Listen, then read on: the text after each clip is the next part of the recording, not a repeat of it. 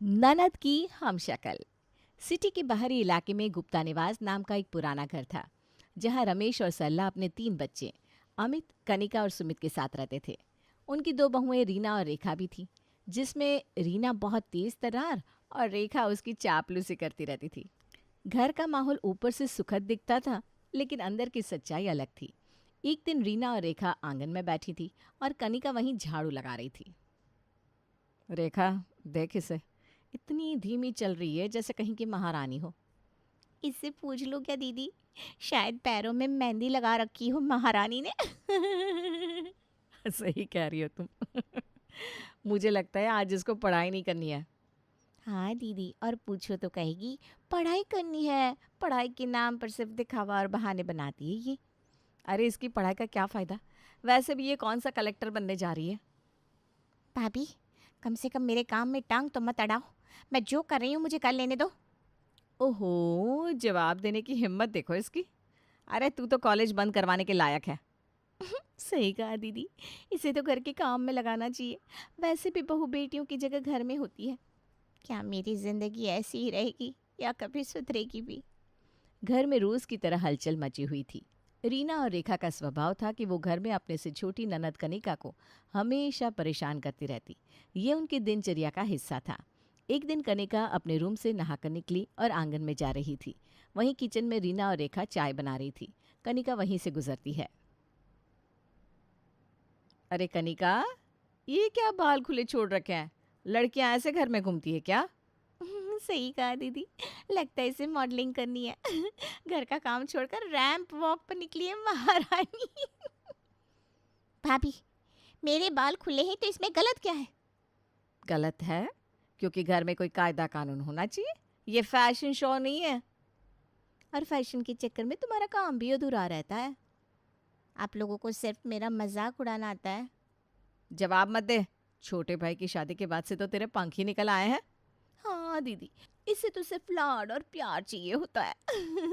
कनिका आंसू रोकते हुए वहां से चली जाती है। वो आंगन में बैठी सोच रही थी, तभी उसका बड़ा भाई अमित वहां आता है। क्या हुआ कनिका, क्यों उदास बैठी हो? कुछ नहीं भैया, भाभियाँ बस हर वक्त मुझे ताने देती हैं। बस, बहुत हुआ। अब मैं देखता हूँ। अमित गुस्से में किचन में पहुंचता है। वहां रीना और रेखा उसको गुस्से में देखकर सहम जाती हैं। रीना और रेखा, क्या ये सही है? तुम दोनों हर वक्त कनिका को परेशान करती रहती हो। अरे नहीं नहीं, हम तो मजाक कर रहे थे। मजाक एक हद तक ठीक है, लेकिन ये रोज का तमाशा बंद करो। ठीक है ठीक है, अब हम कनिका से मजाक करना बंद कर देंगे। अगले दिन जब कनिका अपने कमरे में पढ़ाई कर रही थी, तभी रीना और रेखा वहां पहुंच जाती है। वाह, पढ़ाई हो रही है? ये किताबें तो सिर्फ दिखावे के लिए है ना? और दिखावा भी ऐसा कि सबको लगे कि ये बहुत पढ़ाकू है। भाभी, आप लोग मेरी पढ़ाई का मजाक क्यों बनाती हैं? क्योंकि तुम पढ़ाई का नाम लेकर काम से बचती हो। और इस घर में काम सबसे ज़रूरी है, समझी? ये बातें चल रही थी कि अचानक सुमित वहां आ जाता है। भाभी, क्या आप लोग हर वक्त दीदी के पीछे पड़ी रहती हैं? सुमित, ये तुम्हारी दीदी सिर्फ काम से बचने के बहाने ढूंढती है। काम करती है या नहीं ये मेरे माता पिता और भाई तय करेंगे। आप लोग उसकी पढ़ाई पर सवाल उठाना बंद कर दीजिए। ठीक है सुमित, लेकिन ये पढ़ाई के नाम पर ना। मैंने कहा बस, अब एक और लफ्ज़ नहीं। सुमित को गुस्से में देखकर रीना और रेखा वहां से चली जाती हैं। उनके जाने के बाद सुमित कनिका को समझाता है। दीदी, तुम पढ़ाई पर ध्यान दो। तुम्हारा सपना पूरा करना ही हमारा काम है। इन लोगों की बातों पर ज़्यादा ध्यान मत दिया करो। लेकिन ये लोग मुझे बहुत। दीदी, इन लोगों के पास कोई काम तो है नहीं, इसलिए आपसे मजाक करके बस अपना टाइम पास करते रहते हैं ये लोग। कनिका का आत्मविश्वास धीरे धीरे बढ़ने लगा था। अमित और सुमित का समर्थन उसे मजबूती दे रहा था। घर का माहौल बदलने की शुरुआत हो चुकी थी। चलो अच्छा है, मेरे दोनों भाई मेरे साथ हैं। अब उनसे मैं कम से कम भाभीियों की शिकायत तो कर सकती हूँ। अब रेखा और रीना ने तय किया कि वे कनिका के खिलाफ सबूत जुटाएंगी, ताकि उसकी पढ़ाई बंद करवा सके। और इसीलिए रेखा कनिका की जासूसी करने में लग गई। कुछ दिनों बाद उन्होंने कनिका को मॉल में रोहित के साथ देख लिया, जहां कनिका और रोहित एक रेस्टोरेंट में बैठे थे। कनिका, तुम इतना परेशान क्यों रहती हो? तुम्हें मुझ पर भरोसा है ना? रोहित, मुझे सब डराते हैं, मेरी भाभियाँ, मम्मी पापा सब। अरे डरो मत, मैं हूं ना तुम्हारे साथ। देखो इसे, पढ़ाई के नाम पर इशक मुशक चल रहा है। दीदी का ये खेल तो खत्म करना ही पड़ेगा। हाँ चलो, घर चलकर इसका भांडा फोड़ते हैं, मजा आएगा। ड्राइंग रूम में सब बैठे थे। तभी रीना और रेखा ने घर पहुंचकर मॉल की घटना का ऐसा विवरण दिया कि घर में हंगामा मच गया। माँ जी, आपको पता है, आपकी बेटी मॉल में एक लड़की के साथ बैठी थी। जी हाँ माँ जी, ये महारानी प्यार के चक्कर में पड़ गई हैं।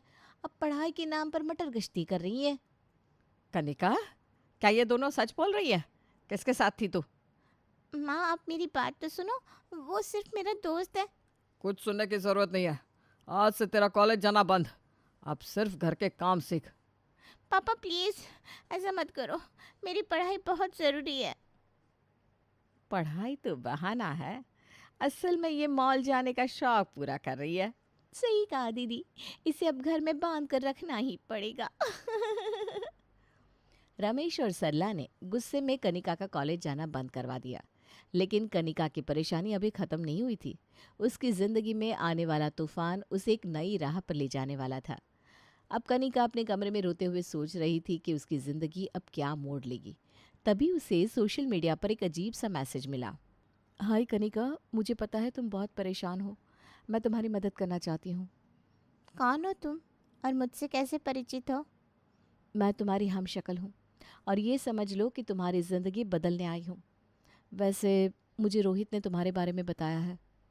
अब रुचि कनिका को अपना प्लान समझाती है, जिसे सुनकर कनिका बहुत खुश हो जाती है। क्या कहा? तुम मेरी जगह घर पर रहोगी और मैं पढ़ाई जारी रखूंगी? बिल्कुल, और अब तुम देखना, मैं तुम्हारी भाभीियों को उनकी सही जगह दिखा दूंगी। रुचि कनिका बनकर गुप्ता निवास में दाखिल हुई।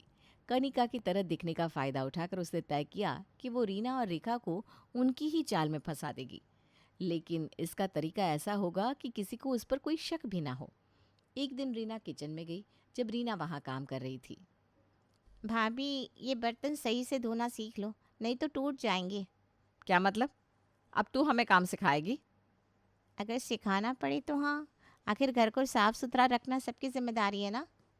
देखो तो रीना दीदी, अब ये हमें ताने मार रही है।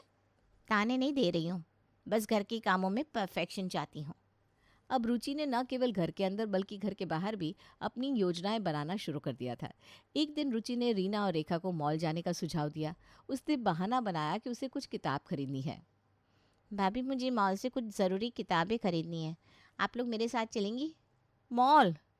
अरे तुझे किताबों का शौक कब से हो गया? बस पढ़ाई के लिए कुछ अच्छे रिसोर्स चाहिए। ठीक है ना, तो चलते हैं ना, वैसे भी हमें बाजार से कुछ खरीदना तो है। रीना और रेखा ने सोचा कि ये अच्छा मौका है, वे वहाँ कनिका की जासूसी भी कर सकती हैं। अब मॉल में जाकर रुचि ने ऐसा प्लान बनाया कि रीना और रेखा को सबके सामने शर्मिंदगी का सामना करना पड़े। उसने एक सेल्समैन से कह दिया कि वे दोनों महिलाएं कई बार सामान उठाकर पैसे दिए बिना चली जाती हैं।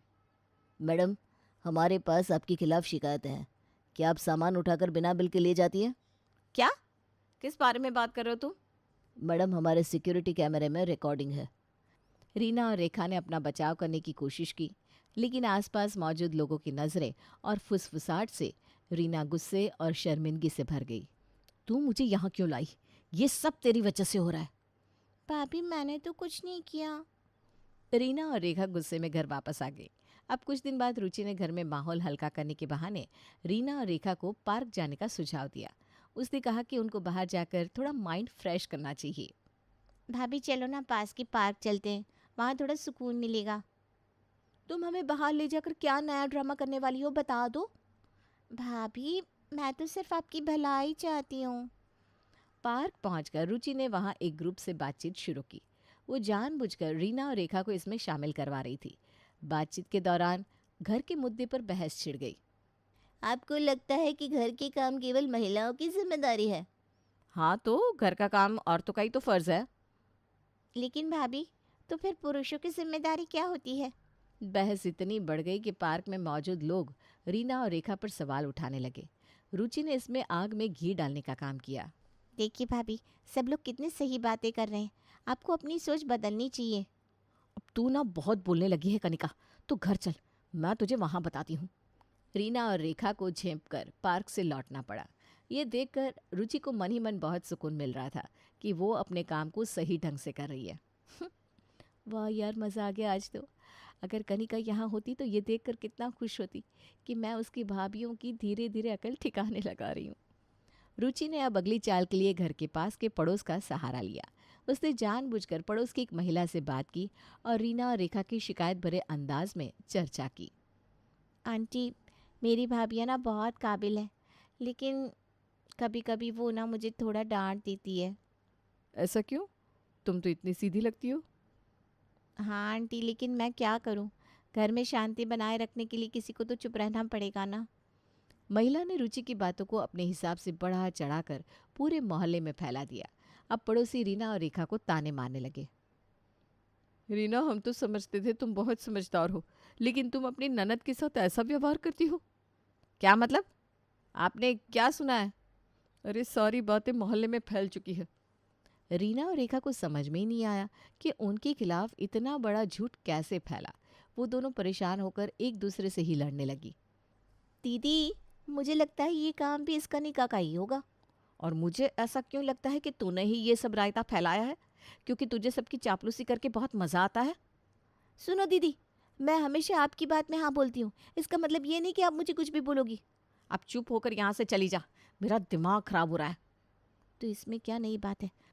मुझे तो लगता है दिमाग में भी जंग लग चुका है, तभी तो रोज़ रोज़ कनिका से हार का स्वाद चखती फिर रही हो। अब घर के अंदर रुचि ने रीना और रेखा को परेशान करने के लिए उनके रोज़मर्रा के कामों में छोटी छोटी गलतियां निकालनी शुरू कर दी। एक दिन जब सुबह सब नाश्ता कर रहे थे, तब उसने रीना को मज़ा चखाने के लिए कहा। भाभी, ये पराठे तो जल गए हैं। आप हमेशा ऐसा क्यों करती हैं? क्या? सही तो बनाया मैंने। पर भैया तो हमेशा कहते हैं कि उन्हें बिल्कुल परफेक्ट पराठे पसंद है, तो आपको वैसे ही बनाने चाहिए ना। ये लो, आज फिर इस कनिका ने दीदी के सबके सामने लंका लगा दी। अब तो मुझे ऐसा लगता है जैसे ऊँट पहाड़ के नीचे आ रहा है। इसके बाद रुचि ने रेखा के साथ भी कुछ ऐसा ही किया। जब रेखा ने सफाई की तो रुचि ने उससे झाड़ू को दोबारा लगाने को कहा। भाभी, शायद आपको सफाई ठीक से करनी नहीं आती, आप सीखने की कोशिश कीजिए ना। ए, तू हमें काम सिखाएगी? अगर ज़रूरत पड़े तो क्यों नहीं, आखिर सफाई भी तो ज़रूरी है ना।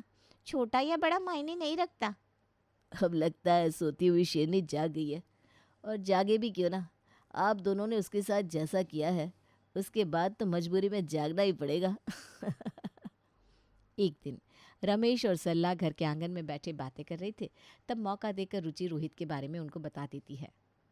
पापा, मैंने एक लड़का देखा है, वो मेरे लिए परफेक्ट है और मैं उसे पसंद भी करती हूँ। कौन है वो? क्या करता है?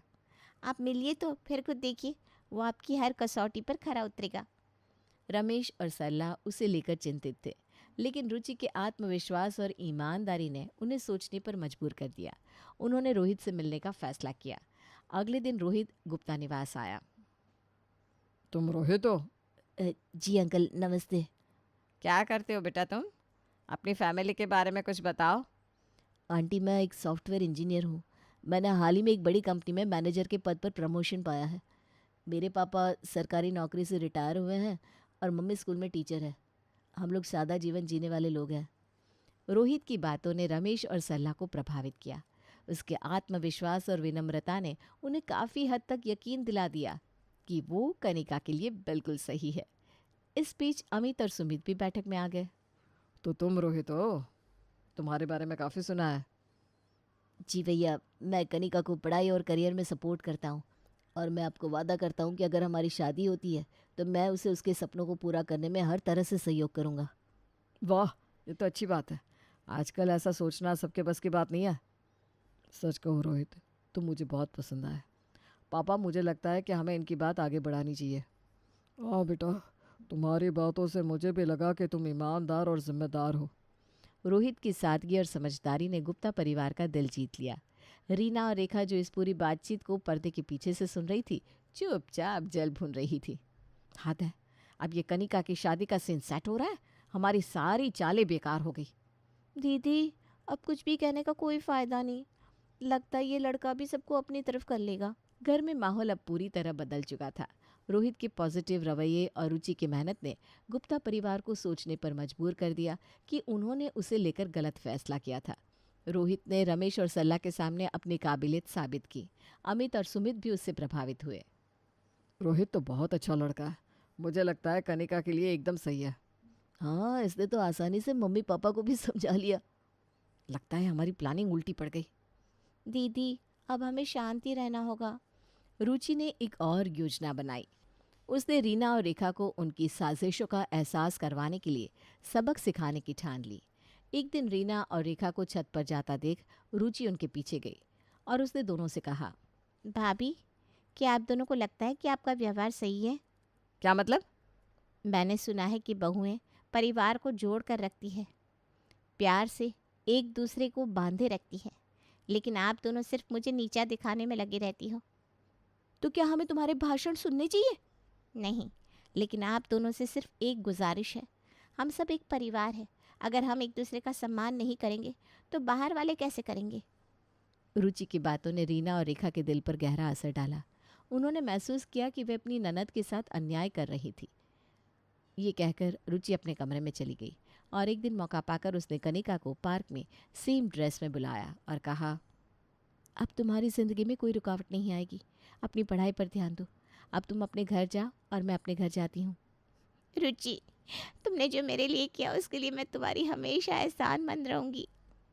अब कनिका अपने घर लौट आई।